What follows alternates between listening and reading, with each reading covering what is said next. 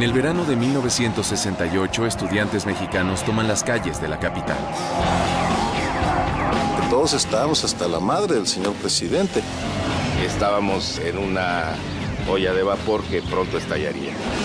Y termina en un acto de sangre que conmueve al país. Era una cosa terrible. La gente caían muertos por todos lados. Era una sinfonía ahí de llanto, gritos, horror. A quienes lo comparan con la matanza de Tiananmen. Jamás se los perdono. Jamás. 4 décadas después, muchas interrogantes siguen sin respuesta. ¿De dónde salieron esos francotiradores? ¿Quién los armó?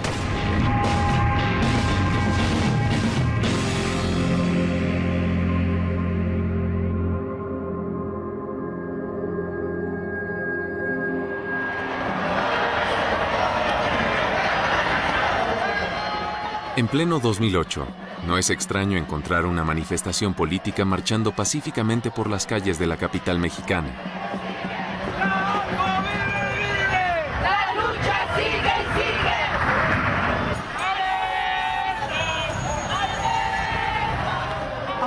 La policía mantiene distancia, sin interferir en el derecho ciudadano a manifestarse públicamente.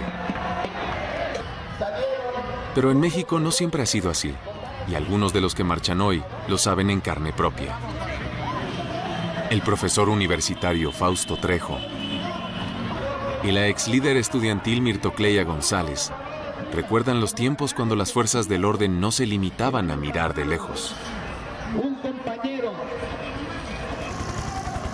Y si los helicópteros sobrevolando inquietan a Fausto Trejo, no es para menos. Hace 40 años, protestas como esta estremecieron a la nación y provocaron uno de los episodios más sangrientos de la historia mexicana. En el verano de 1968, los jóvenes de México se unen a un movimiento estudiantil mundial que pide una revolución a gritos. Soñábamos, creo, en ese momento con que hubiera una gran rebelión juvenil que acabara con el autoritarismo. Porque en este país todo lo que no estaba prohibido era obligatorio. Había que retar a lo prohibido y eso suponía desde cómo te vestías, qué bailabas, qué tomabas, qué hacías con tu novia o qué te hacía tu novia. Vamos, todo formaba parte de una etapa nueva. Igual que en Europa y Estados Unidos, los estudiantes mexicanos viven la liberación sexual a pleno.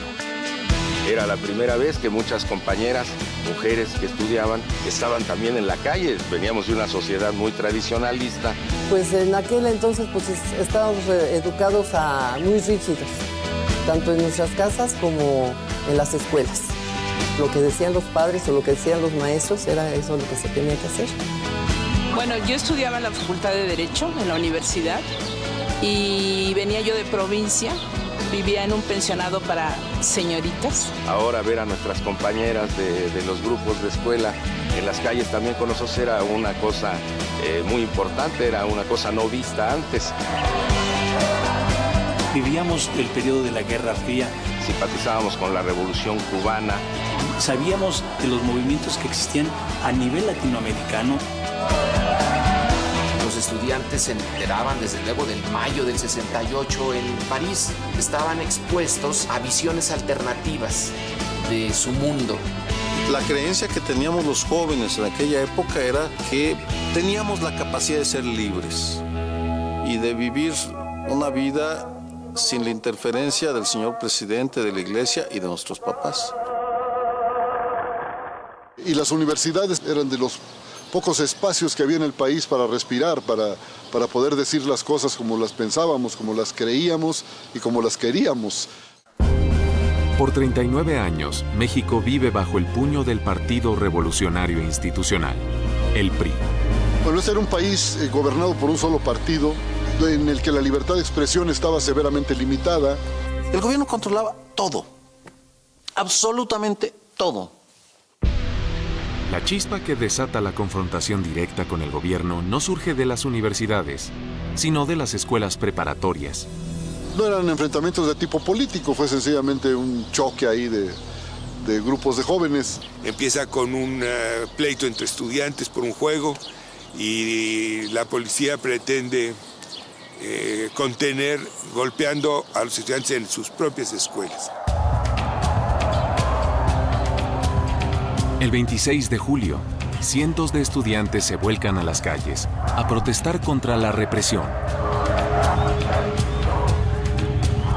La represión policíaca fue de tal magnitud que convirtió ese problema juvenil intrascendente en un problema político de los más serios por los que ha vivido el país.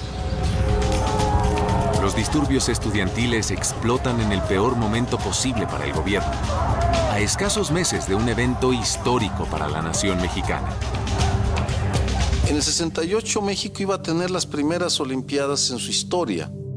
Las Olimpiadas eran el momento en que México iba a mostrarle al mundo que un país subdesarrollado podía llevar a cabo una buena Olimpiada. Para el presidente de la República era un momento en el cual él, su gobierno y México iban a estar en la vitrina de la atención mundial. Estaba orgullosísimo de su capacidad de administración, de organización, y unos estudiantes la iban a poner en duda. El secretario de Gobernación, Luis Echeverría Álvarez, encabeza un comité de seguridad para controlar la situación. Y el régimen crea un escuadrón militar especial llamado el Batallón Olimpia. El Batallón Olimpia era una unidad mixta del ejército para los Juegos Olímpicos, por eso se le llamaba Olimpia, para garantizar la seguridad en los Juegos Olímpicos. Y bueno, después se distorsiona, ¿no? Ese Batallón Olimpia, que después se transforma en un grupo de choque para mantener la protesta social y atacar el movimiento estudiantil. La represión del gobierno no se hace esperar. La ciudad de repente es un escenario de confrontaciones violentas con camiones incendiados y un descontrol absoluto. Entonces, a medida que se reprimía, en lugar de que nos frenáramos, pues nos daba mucho coraje, nos rebelábamos y pues se comenzó a armar un movimiento muchísimo más fuerte. Ya no eran solo los estudiantes, sino profesores, padres, madres, gente del pueblo. Lo que al inicio surge como una protesta espontánea, se convierte en un movimiento de resistencia organizado. Ese verano, miles de personas marchan contra el régimen autoritario del PRI. El gobierno reprime las manifestaciones, en ocasiones hasta con tanques. El presidente de la República sintió que su autoridad estaba siendo amenazada y empezó a resentir que en público los estudiantes le gritaran fascista, represor, y que insultaban al presidente, pues fue como una bocanada de aire fresco, porque todos estábamos hasta la madre del señor presidente. El presidente Díaz Ordaz para nosotros representaba lo más absurdo, lo más negativo, lo más obsoleto de una figura presidencial. Era un hombre muy, muy feo, con una gran dentadura, y le gritaban chango o sicón. En las marchas que se daban y que llegaban al Zócalo, mucha gente, en forma espontánea, lo que gritaba, sal al balcón hocicón, ¿verdad? Porque queríamos dialogar. Se quería una negociación pública con el presidente de la República. ¿Con quiénes? Con los estudiantes, que no era la iglesia, no era el gran capital, no era el ejército, eran quiénes.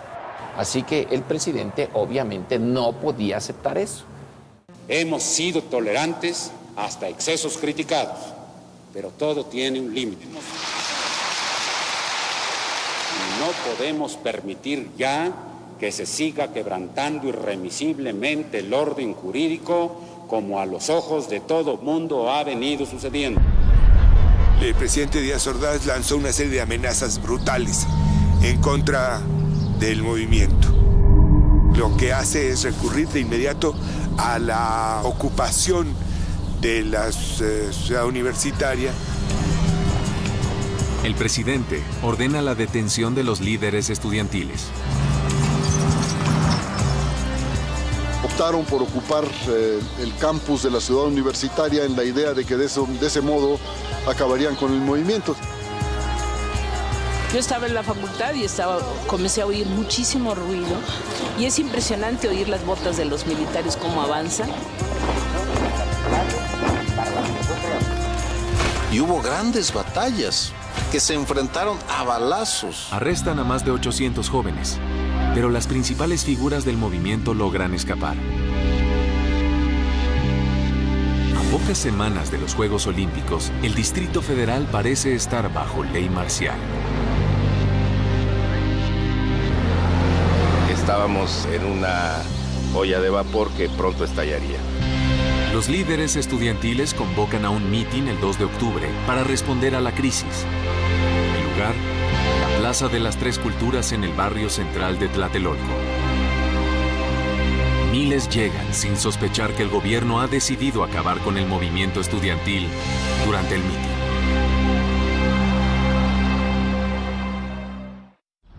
La Plaza de las Tres Culturas fue construida sobre las ruinas de la antigua ciudad azteca de Tlatelolco. Frente al sitio arqueológico está la iglesia colonial de Santiago. Detrás, una torre moderna ocupada por la Cancillería mexicana.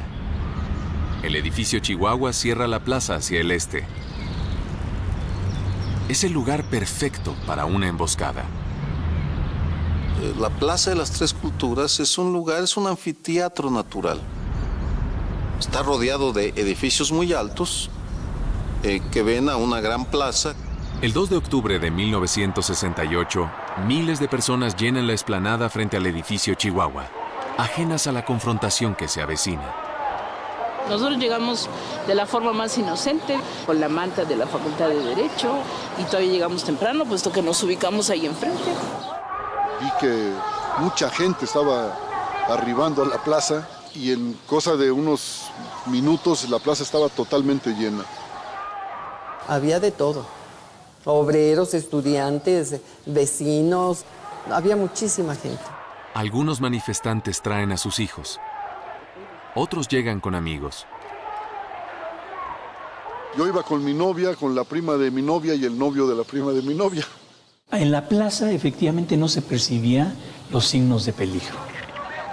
Pero en las calles que rodean la plaza se movilizan varios escuadrones militares.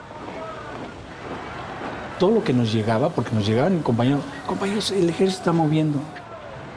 Pero ¿cuántas mítines, cuántas manifestaciones no vimos la movilización del ejército?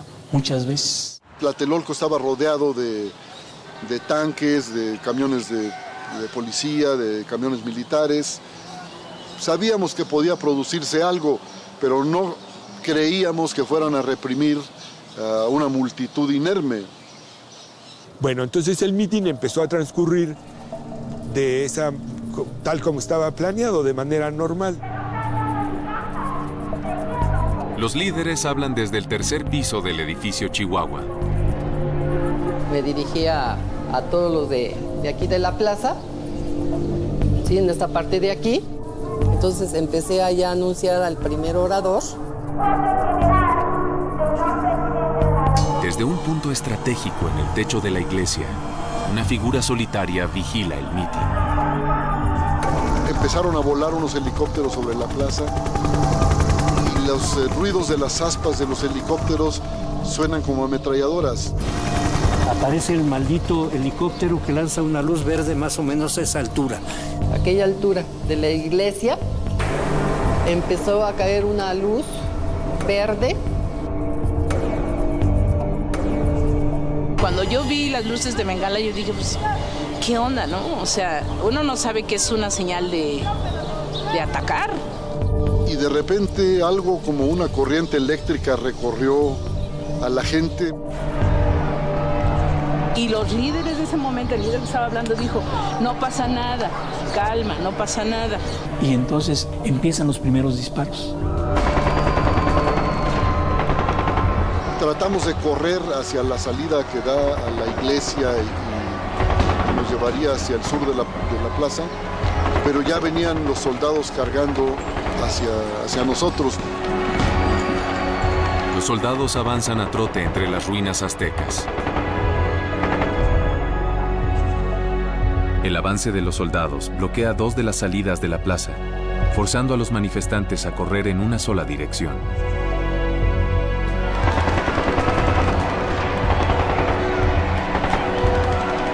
La multitud corre, se trata de ir, pero está cercada. No tenían para dónde correr porque entraba ejército por allí, ejército por acá.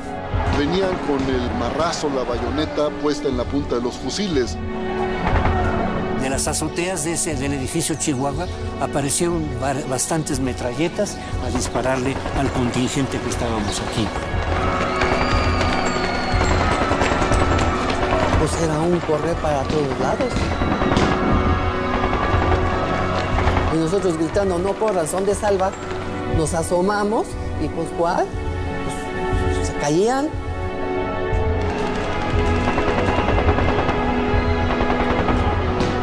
Era una sinfonía ahí de llanto, gritos, horror, mentadas. Y todos tratábamos de meternos debajo de los demás. Ya hoy se comenzó a oír el tableteo de las ametralladoras y entonces tú te vuelves, te bloqueas. Corrimos, me dijo Tita, corre, y yo traía la manta, me dice, deja la manta, pendeja, déjala. Pues sí, pero yo no sabía, o sea, si te bloqueas con eso.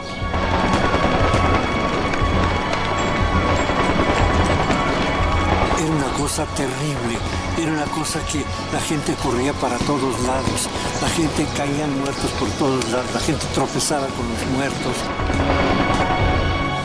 Yo quedé precisamente allí, abajo de esa asta, que no me pude levantar, las piernas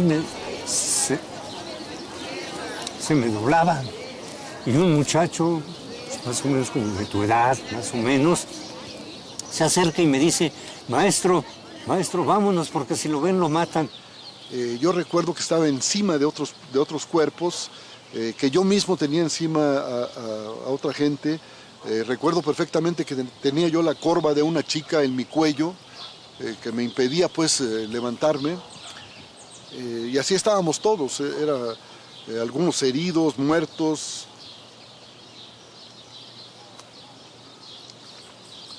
Y el muchacho se puso adelante de mí y una maldita bala le atraviesa la cabeza. Lloraban, sobre todo las mujeres. Tratábamos de consolarlas, consolábamos a las otras compañeras que ni conocíamos.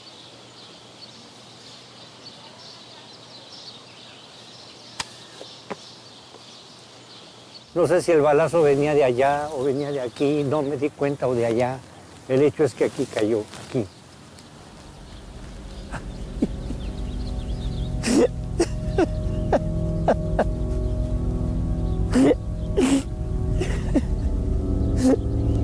Ay, es lo más tremendo de mi vida.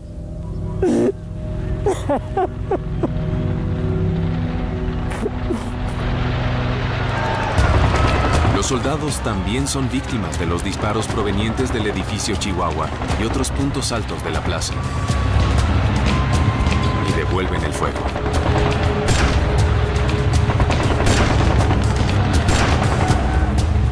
En el tercer piso del edificio Chihuahua, los líderes estudiantiles buscan refugio. Los que pueden se alejan del balcón. Corrimos hacia los elevadores, ¿sí?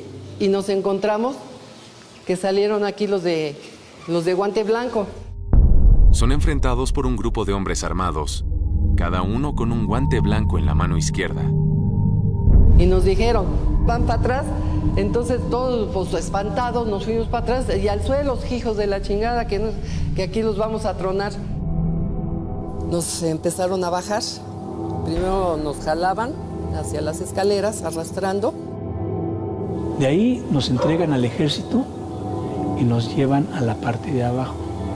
Y nos ponen con las manos en la pared, nos obligan a bajarnos los pantalones. Casi todos los líderes del movimiento son capturados esa noche. Muchos son golpeados.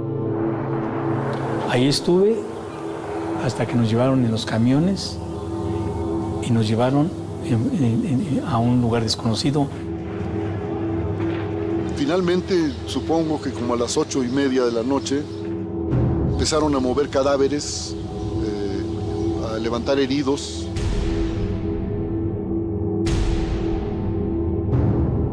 La morgue local se llena de cuerpos, entre ellos, mujeres y niños.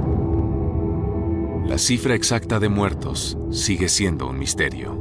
Nunca pensamos que el espíritu genocida del gabinete de la Changa Díaz Ordaz fuera tan criminal para hacer esto. No esperábamos esto, no lo esperábamos. Al día siguiente de la masacre, el ejército acordona la Plaza de las Tres Culturas y el gobierno hace pública la versión oficial de lo sucedido. Cierran la plaza, reúnen los cadáveres, se los llevan, lavan la plaza y sueltan la versión pública de que había sido un enfrentamiento entre estudiantes y ejército y policía. Según el gobierno, los agitadores infiltrados entre los estudiantes dispararon primero. El presidente Díaz Ordaz repetiría esta misma historia hasta el día de su muerte, 11 años después. Desde la azotea del edificio Chihuahua, de allá dispararon perversamente contra los soldados y contra sus propios compañeros, o por el nerviosismo del momento y su falta de práctica en el manejo de las armas que ellos habían conseguido o que a ellos les habían dado, no pudieron controlar los disparos y no solamente hirieron y lesionaron a soldados, sino también a sus propios compañeros. El saldo oficial de muertos es 29, pero reportes de cientos de víctimas persisten hasta hoy. Desaparecieron cientos de cadáveres. Hacemos la cuenta de los muertos por los camiones que cargaron, 70 y tantos camiones que cargaron cadáveres para irlos a tirar al mar o irlos a incinerar en el campo militar número 1. El mito es que fueron cientos o miles los muertos. El mito es que el ejército los desapareció. Si los hubieran desaparecido, ¿dónde están las familias de los desaparecidos? ¿Dónde estarían esos familiares que dijeran: mi pariente fue a esa manifestación y ya nunca regresó y no hemos vuelto a saber de él? Está desaparecido. No hay un solo familiar, no hay una sola persona, una. A pesar de las protestas exigiendo la verdad, nadie puede establecer un número confiable de desaparecidos.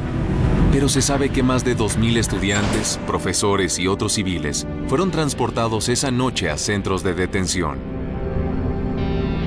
Me hicieron un interrogatorio como de unas 18 o 20 horas.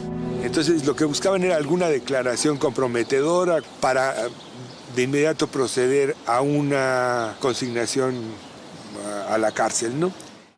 Estuve más de 10 días incomunicada viendo unas escenas impresionantes.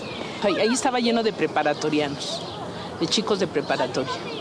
Y verdaderamente los torturaban, y los torturaban horrible. Y esa era una tortura psicológica que ejercen en ti.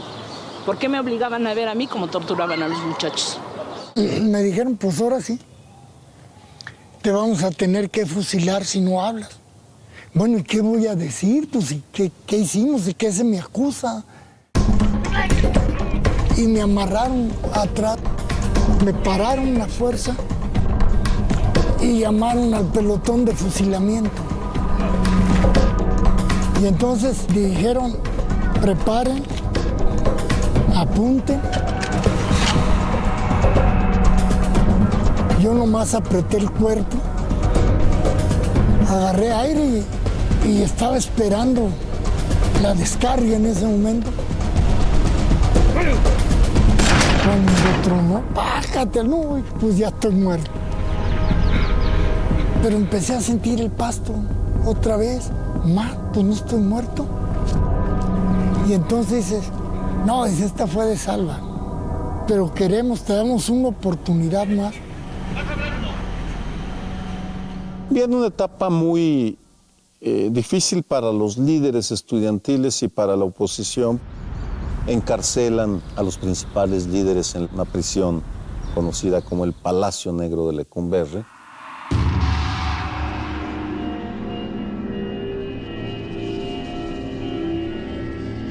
Ahí estaba mi celda.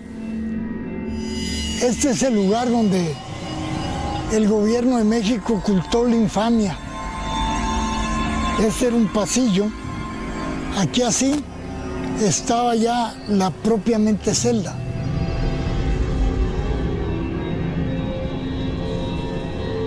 Y ahí estaban los lugares donde nos dormíamos. Y arriba, desde allá arriba hasta la punta de la celda, eran puros barrotes.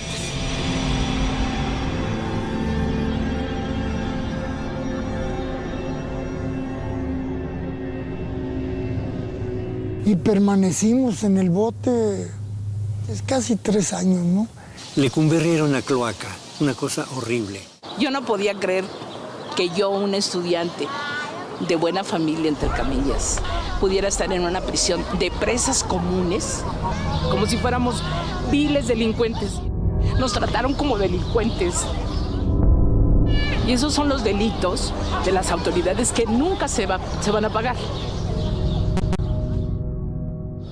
Jamás se los perdono, jamás. Los días previos a los Juegos Olímpicos, el régimen continúa la persecución a disidentes. Gustavo Díaz Ordaz se endurece, su gobierno se endurece terriblemente. No se acepta la mínima crítica. Es que se trataba de dar un escarmiento, ¿no? Es decir, ahora sí ya se acabó esto, ¿no? No bastaba con la ocupación de las escuelas, no bastaba con tener al ejército en las calles, había también que infundirnos miedo, infundirle miedo a la sociedad, y yo creo que en buena medida lo lograron. Lo que el gobierno quería era detener a los estudiantes, a los líderes estudiantiles y acabar con el movimiento por la fuerza para lograr que las Olimpiadas se celebraran en paz. Tuvieron éxito, porque fue tal el shock que las Olimpiadas se pudieron llevar en santa paz. Los líderes que no están en prisión se esconden. El movimiento estudiantil llega a su fin. La mayoría se desmoviliza, es lo que quería el gobierno, y los más radicales se van a la guerrilla urbana. México entra en un periodo de guerra sucia.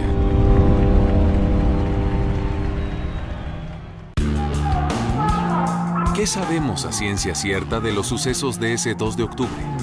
Los investigadores oficiales y extraoficiales concuerdan en que el gobierno puso en marcha un complot que incluiría víctimas civiles y militares. Cuando Gustavo Díaz Ordaz decide, y eso ya está documentado, que va a acabar con el movimiento, lo que él hizo fue tenderle una trampa a su propio ejército.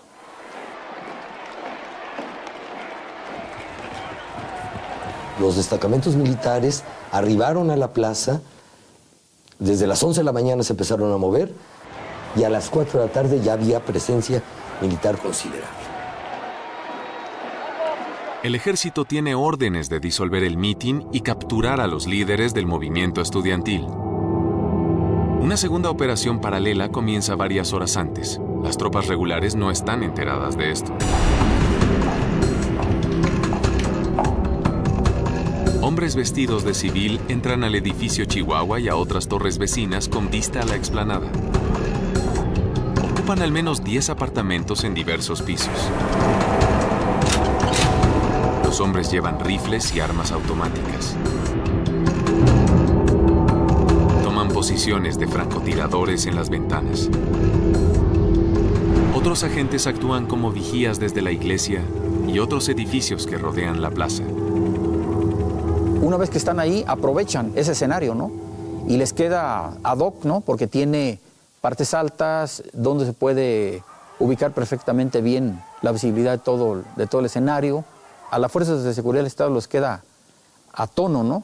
Para lo que iban a hacer. En una tercera operación simultánea, un destacamento militar, también disfrazado de civil, con un guante blanco para distinguirse entre la multitud, cierra el acceso de las escaleras para que los líderes estudiantiles no puedan escapar.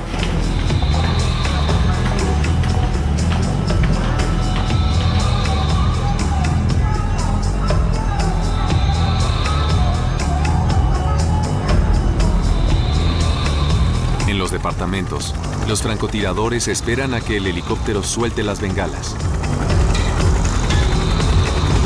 y abren fuego.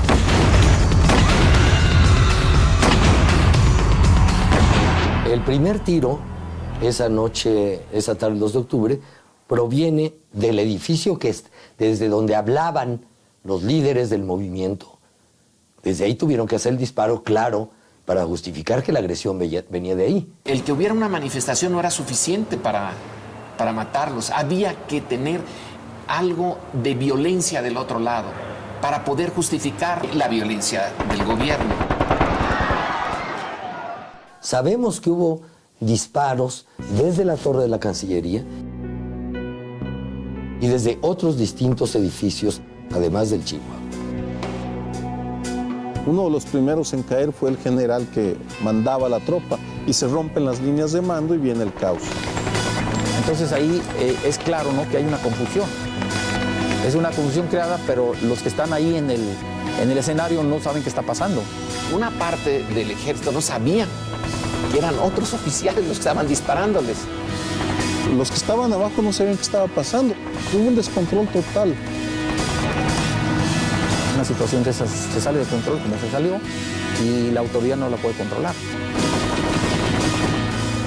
La intención fue provocar que la fuerza enorme del ejército se desatara. Lograr quitarle el seguro a los fusiles y que empezaran a disparar. Ahora sí ya. El ejército entonces abastece las armas atrás de muros, hincados, en fin, disparando a las alturas, disparando a los francotiradores. En el caos, en la masacre, los testimonios que reuní mostraban que el ejército se comportaba de manera diferente. Algunos dejaban pasar, otros golpeaban a culatazos, otros atravesaban con bayoneta, es decir, era el caos. Incluso el mismo personal militar, confundido lo que estaba pasando, protege a la misma gente civil. Se suponía que llegaban a agredirnos, pero empezó la balacera y nos gritaban que nos tiráramos al suelo. Al suelo, y empezaron a jalar gente y la golpeaban con el fusil para que se tirara al suelo. Esos soldados que nos protegieron merecen todo nuestro respeto. Es un gesto de solidaridad humana que yo no dejo de agradecer. Los soldados no eran los que le disparaban a la gente no huía de los soldados, huía de los francotiradores. ¿Quiénes eran los misteriosos francotiradores? ¿De dónde salieron esos francotiradores? ¿Quién los armó? ¿Quién los pudo poner en la plaza cuando la plaza había estado resguardada 24 horas antes? Décadas más tarde, se responden algunas de estas preguntas. No fue el ejército mexicano quien inicia la masacre en Tlatelolco. Los responsables de lo sucedido en Tlatelolco fueron los francotiradores, que dispararon primero sobre el ejército y a la multitud. El gobierno insiste que los francotiradores son miembros armados del movimiento estudiantil. Los medios de aquel entonces simplemente repiten la versión oficial o dejan el misterio sin resolver. En los medios de comunicación y en la prensa es que dicen que francotiradores que no tienen identificación o que no saben quiénes son los que provocaron esta masacre, ¿no? Los hombres de guante blanco que ocupan las escaleras del edificio Chihuahua han sido identificados como miembros del Batallón Olimpia, las fuerzas especiales creadas para proteger las Olimpiadas. Testigos aseguran que después de arrestar a los estudiantes, el comandante del batallón disparó desde el balcón del tercer piso hacia la plaza. Después de que sometieron a la gente de la tribuna, ese tipo se puso detrás de la columna y empezó a disparar sobre la gente. Pero Pero en los últimos años se ha descubierto que el Batallón Olimpia es tan solo una pieza del Plan Maestro. El entonces secretario de la Defensa General, Marcelino García Barragán, revela todos los detalles de la operación, pero solo después de su propia muerte y de la del presidente Díaz Ordaz. Según los archivos y documentos, ¿sí?, que fueron puestos a la luz pública y que pertenecen al archivo personal del exsecretario de la Defensa Nacional, Marcelino García Barragán, se concluye, ¿sí?, que los francotiradores que dispararon en contra de los estudiantes y del ejército el 2 de octubre de 1968 eran parte del Estado Mayor Presidencial. No hay ninguna duda. El presidente de la República, Gustavo Díaz Ordaz, ordenó que un grupo de los oficiales más cercanos a él dispararan contra la multitud y contra los soldados que habían sido enviados sin conocimiento previo por Marcelino García Barragán. Según los documentos del general Barragán, el ejército regular encuentra y arresta a varios de los francotiradores esa noche. El ejército captura a 2 de estos oficiales del Estado Mayor con armas automáticas. Barragán dice que ignoraba la existencia de los francotiradores del Estado Mayor hasta que sus tropas los interceptan y detienen.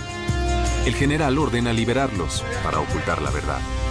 No eran civiles, eran militares disfrazados del Estado Mayor que dispararon en contra de sus compañeros, matándolos. ¿Quiénes los mataron? Sus propios compañeros. Pero de tan planeado, tan bien orquestado, que fue el inicio del fin. El principio del fin es el 2 de octubre. El 2 de octubre del 68, el presidente de la República ganó una batalla y perdió la guerra.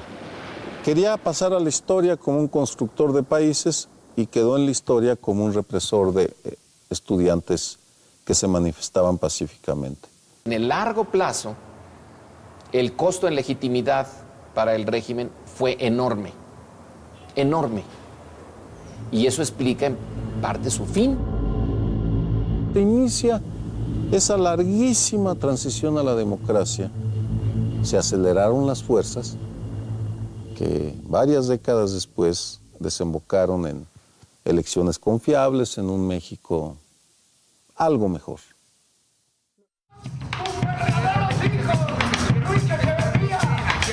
40 años después de la masacre en Tlatelolco, miembros del movimiento estudiantil del 68 aún piden castigo para los responsables.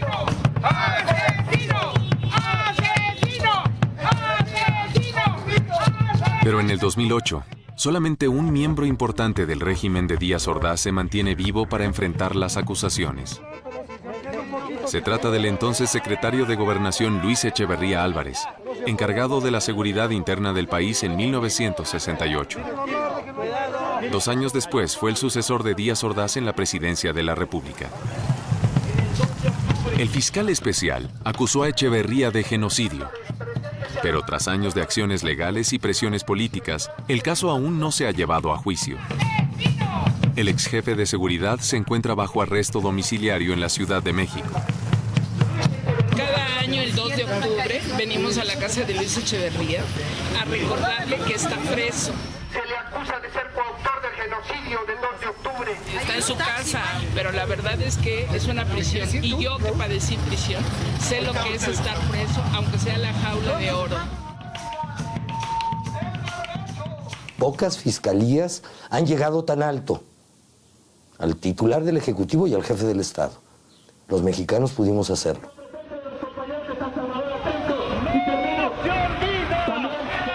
Los sobrevivientes de la masacre siguen reclamando justicia, pero muchos han perdido la esperanza.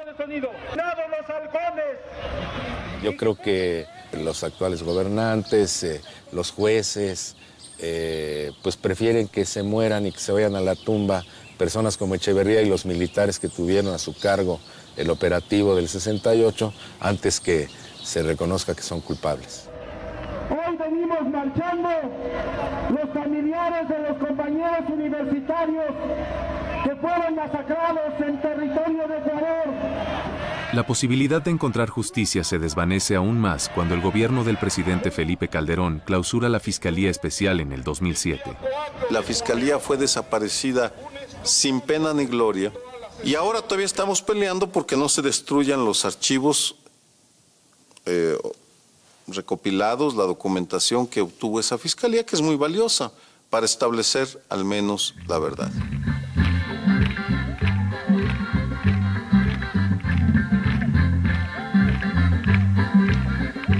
Hoy en día, la Plaza de las Tres Culturas ha dejado de ser un centro de manifestaciones políticas. La explanada frente al edificio Chihuahua es un área de recreo para los vecinos de Tlatelolco. Pero también sigue siendo un lugar para contemplar el pasado turbulento de México. Fausto Trejo regresa a Tlatelolco, invitado a compartir sus recuerdos con grupos que visitan un memorial a las víctimas del 68. Hoy habla con un grupo de estudiantes de preparatoria. Trejo considera esencial que las nuevas generaciones entiendan el alto precio que otros pagaron por las libertades políticas de hoy. Esto se está llevando a cabo con los estudiantes para que ellos en carne propia vivan y vean lo que sucedió. Luego, el grupo conmemora a las víctimas de Tlatelolco con una pequeña ceremonia. Mis compañeros no están ni muertos ni olvidados. No ha sido en balde nuestras luchas. La historia está llena de tragedias, pero la historia está llena de enseñanzas. La historia está llena de ejemplos. La historia está llena de paradigmas. Por eso digo que 2 de octubre es una gran enseñanza. Para algunos, Tlatelolco simboliza los grandes avances que ha dado México desde 1968. En México fue un parteaguas auténticamente. Cambió la mentalidad de muchos. Creo que desenmascararon la verdadera naturaleza política, la hipocresía, la falsedad de esa pseudodemocracia que se decía heredera de una revolución social, pero que ya no lo era más. Para otros, representa las huellas de un pasado sin resolver. El que no sepamos exactamente qué sucedió ni se haya llevado ante la justicia a nadie, Tlatelolco sigue siendo el paradigma, el símbolo, el recordatorio que México es el paraíso de la impunidad. Esta deuda histórica que tiene México con su pasado, mientras sigamos caminando con las sombras y fantasmas del pasado no esclarecido, no lograremos fundar sino sobre arena. Eso que lo entiendan aquí y ahora los que gobiernan nuestros países.